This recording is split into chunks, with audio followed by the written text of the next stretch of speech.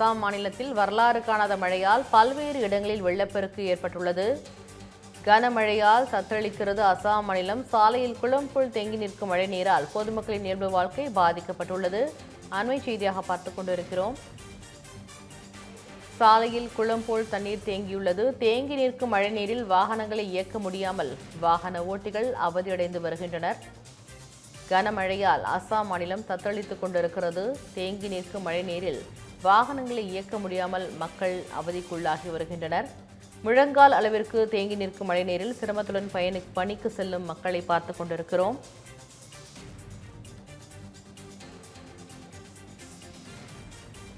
அசாம் மாநிலத்தில் வரலாறு காணாத மழையால் பல்வேறு இடங்களில் வெள்ளப்பெருக்கு ஏற்பட்டுள்ளது. இது குறித்து விரிவான தகவலை தெரிவிப்பதற்காக செய்தியாளர் விக்னேஷ் இணைப்பில் உள்ளார்.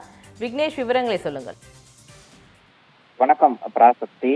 தொடர் மழையால் இந்தியாவினுடைய வடகிழக்கு மாநிலங்கள் பெரும்பாலாக பாதிப்பை சந்தித்துக் கொண்டிருக்கின்றன. அதிலும் குறிப்பாக வடகிழக்கு மாநிலங்களில் ஒன்றாக அமைந்திருக்கக்கூடிய அசாம் மாநிலத்தில் கடந்த 2-3 நாட்களாக பெய்து வரக்கூடிய தொடர் மழை என்பது அந்த மாநிலத்தில் இருக்கக்கூடிய பொதுமக்களுடைய அன்றாட வாழ்க்கையை முற்றிலுமாக முடக்கக்கூடிய வகையில் அமைந்திருக்கிறது.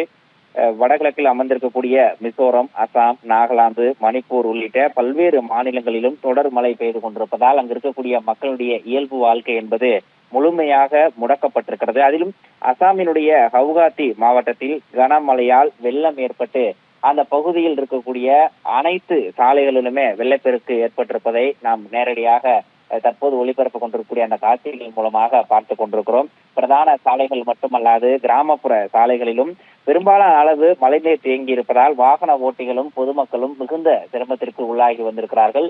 கிட்டத்தட்ட இடுப்பு அளவிற்கு தேங்கி இருக்கக்கூடிய அந்த மழைநீரில் பொதுமக்கள் மிகுந்த அச்சத்தோடு நடந்து செல்வதையும் வாகனங்கள் இயக்க முடியாமல் மெதுவாக இயக்கி செல்லக்கூடிய காட்சிகளையும் நம்மால் பார்க்க முடிகிறது.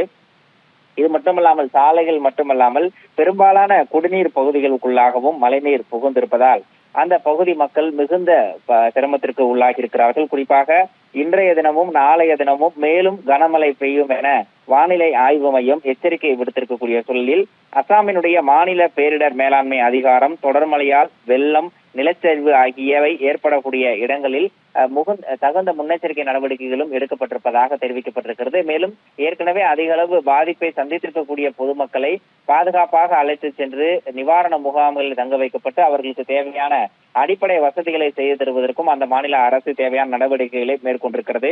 2 நாட்களாக விடாமல் பெய்து கொண்டிருக்கக்கூடிய இந்த கனமழை என்பது ஏழை எளிய குறிப்பாக குடிசை மற்றும் குடியிருப்பு பகுதிகளில் வசிக்கக்கூடிய மக்களுக்கு மிகுந்த சிரமத்தை ஏற்படுத்தி இருக்கிறது. அவருடைய உடைமைகளும் வீடுகளும் வெள்ளத்தில் மூழ்கி இருக்கக்கூடிய காட்சிகளும் நம்மால் பதிவாகி இருக்கிறது.